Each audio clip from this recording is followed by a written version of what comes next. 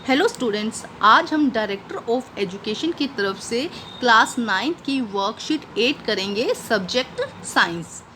इसमें हमें तत्व के बारे में बताया गया है और इस वीडियो के अंत में हम इसके क्वेश्चन आंसर भी करेंगे।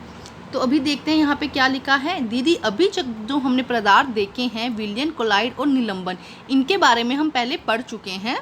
यह तो सभी अशुद्ध है, तो क्या कोई पदार्थ शुद्ध भी है, और अगर है तो कैसे? अब इसका आंसर कैसे दिया जाता है, देखिए। हमारे आसपास में बहुत ऐसे पदार्थ हैं जो शुद्ध रूप में हमें दिखाई देते हैं। जो क्या दिखाई देते हैं हमें? शुद्ध रूप में। यह दो प्रकार के होते हैं, तत्व और यौगिक। तत्व और यौगिक। तत्व में क्या है? सोना, चांदी, लोहा, एल्युमिनियम, ऑक्सीजन एंड कार्बन। और यौगिक में क्या है? ग्लूकोज और जल। तो जब हम बात करते हैं तत्व की, तो तत्व ऐसे पदार्थों से मिलकर बना होता है, ऐसे पदार्थों से मिलकर बना होता है जिसमें सिर्फ उसका सेम होता है। जैसे कि अगर हम ऑक्सीजन की बात करते हैं तो ऑक्सीजन O और O के मिलने से बना है। तो यहाँ देखेंगे कि ये और ये दोनों सेम है और ये मिलकर क्या बनाते हैं? O2। ठीक है। ऐसे ही सोना, चांदी, लोहा और एल्युमिनियम सेम पदार्थों से मिलकर बना होता है। जबकि अगर यौगिक की बात करते हैं तो जैसे कि ग्लूकोज और जल, हमें पता है कि जल कैसे होता है? H2O। इसमें हाइड्रोजन भी है और ऑक्सीजन भी है, लेकिन इनका अनुपात हमेशा समान होगा कि हाइड्रोजन हमेशा 2 ही होंगी और ऑक्सीजन हमेशा 1 ही होंगी। तो इनका जो अनुपात है वो हमेशा, जिस अनुपात में ये मिले होंगे वो हमेशा सेम होगा, तो उसे हम क्या कहते हैं? यौगिक कहते हैं। और तत्व हमने किसे कहा था? जिसमें सिर्फ एक ही, जैसे कि ऑक्सीजन और ऑक्सीजन ही मिल रहा है, इसके अलावा कार्बन नहीं मिल रहा है इसके अंदर, तो ऐसे पदार्थों को हम क्या कहते हैं? तत्व। और जिसमें 2 या 2 से अधिक मिले लेकिन उनका जो अनुपात है वो फिक्स हो, उसे हम क्या कहेंगे? यौगिक। अब आगे देखिए क्या लिखा है इसमें। तत्व पदार्थ का वह मूल रूप है जिसे रासायनिक प्रक्रिया द्वारा अन्य सरल पदार्थों में विभाजित नहीं किया जा सकता, क्योंकि ये तो सिर्फ O से ही बना है। इसे हम और अलग रासायनिक पदार्थों द्वारा, रासायनिक प्रक्रिया द्वारा और सरल पदार्थों में विभाजित नहीं कर सकते हैं। अब तत्व की बात की जाए तो इसे धातु, अधातु और उपधातु में विभक्त किया गया है। 3 टाइप के होते हैं, धातु, अधातु और उपधातु। इन सभी के गुण धर्मों के आधार पर हमारे लिए यह अत्यंत उपयोगी है। तो अभी हम यहाँ पे पढ़ेंगे कि तत्व हमें 3 टाइप के दिखाई दिए थे। कौन कौन से थे? धातु, अधातु एंड उपधातु। तो सबसे पहले हम पढ़ते हैं धातु के बारे में। सबसे पहले हम क्या पढ़ते हैं? धातु के बारे में। धातु यह चमकीली और ठोस होती है। धातु के जो भी पदार्थ होते हैं वो कैसे होते हैं? एक तो चमकीले होते हैं और ठोस होते हैं। दूसरा, यह ताप और विद्युत की सुचालक होती है। मतलब अगर ऐसे पदार्थ जो होते हैं वो ताप को अपने में से पास होने देते हैं और विद्युत को अपने में से पास होने देते हैं। इसीलिए जो धातु है इनका उपयोग ऐसे पदार्थों में किया जाता है जहाँ पे सुचालक की आवश्यकता होती है। उसके बाद हम बात करते हैं तन्य। तन्य क्या होता है? इन्हें तार के रूप में खींचा जा सकता है। ऐसे पदार्थ जिन्हें तार के रूप में हम खींच सकते हैं या उसे तार के रूप में, महीन तार के रूप में हम उसे खींचकर आगे बढ़ा सकते हैं, तो उसे हम क्या कहते हैं? तन्यता। इस प्रोसेस को क्या कहा जाता है? तन्यता। तो अब हम देखेंगे कि सोना, चांदी, एल्युमिनियम, इसको क्या किया जा सकता है? तार के रूप में खींचा जा सकता है। बड़े बड़े, तो आपने देखा होंगे बहुत से तार होते हैं जो एल्युमिनियम के बने होते हैं। क्यों? इन्हें खींचकर आगे तक बढ़ाया जाता है। उसके बाद नंबर 4 पर है आघातवर्ध्यता। आघातवर्ध्य क्या होता है? इन्हें पीट कर महीन चादरों के रूप में ढाला जा सकता है।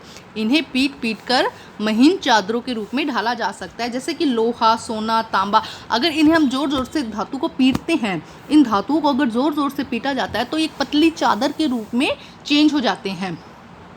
उसके बाद नंबर 5 पर है प्रतिध्वनिपूर्ण। नंबर 5 पे क्या है? प्रतिध्वनिपूर्ण।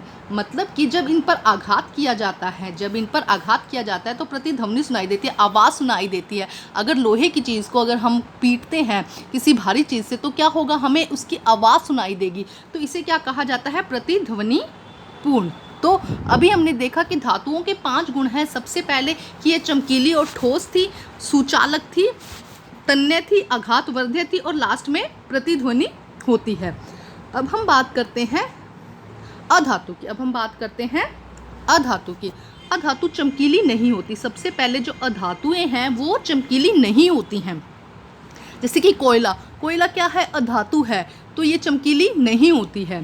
ताप और विद्युत के कुचालक होते हैं, मतलब इनमें से ताप और विद्युत पास नहीं होती है। इनमें से क्या है? अधातुओं में से ताप और विद्युत क्या है? पास नहीं होती है।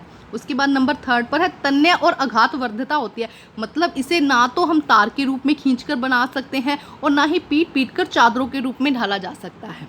ना ही तो इसे हम क्या कर सकते हैं? तार के रूप में बना सकते हैं, ना ही हम इसे क्या कर सकते हैं? पीट कर महीन चादरों के रूप में बना सकते हैं। नंबर 4 पर क्या है? यह प्रतिध्वनिपूर्ण नहीं होती है, मतलब कि अगर आप इसको पीटेंगे तो इससे कोई आवाज़ नहीं आएगी।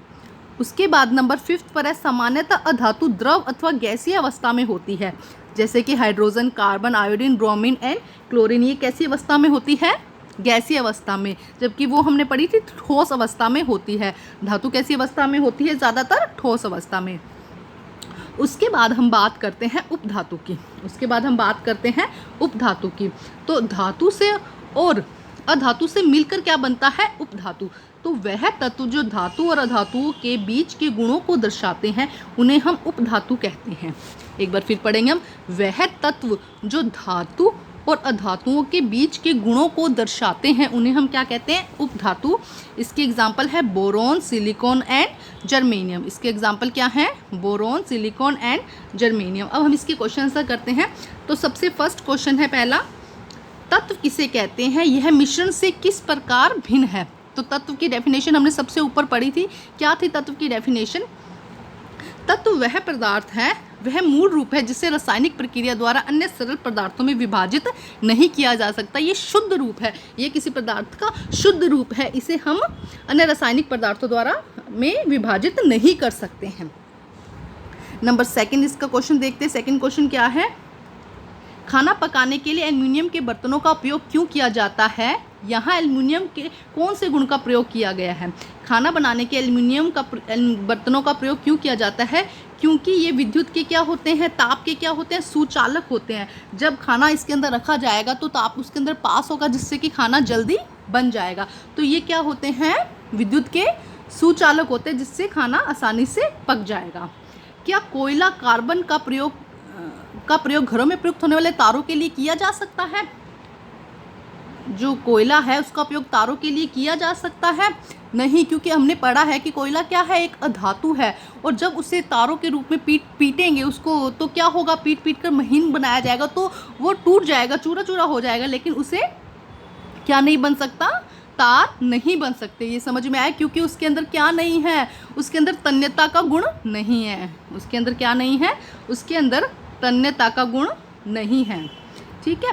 उसके बाद में लास्ट क्वेश्चन देखते हैं, आघात वर्धता और तन्यता को परिभाषित कीजिए। आघात वर्धता और तन्यता को परिभाषित कीजिए। तो यहाँ पे आपके दिया गया है, तन्यता क्या होती है? जब किसी को तार के रूप में खींचा जा सके, जब किसी धातु को तार के रूप में खींचा जा सके तो उसे हम क्या कहते हैं? तन्यता कहते हैं। और जब क्या होता है? उसे पीट कर महीन चादरों में बदला जा सके, तो ऐसे गुण को हम क्या कहते हैं? आघात वर्धता। ठीक है। तो ये आप लोगों को समझ में आया? आपकी वर्कशीट 8 कंप्लीट हो गई है यहाँ पे। तो आप अपनी वर्कशीट कंप्लीट कीजिए और मेरा चैनल सब्सक्राइब कीजिए। ऐसे ही नेक्स्ट वीडियो के साथ मिलेंगे। Thank you.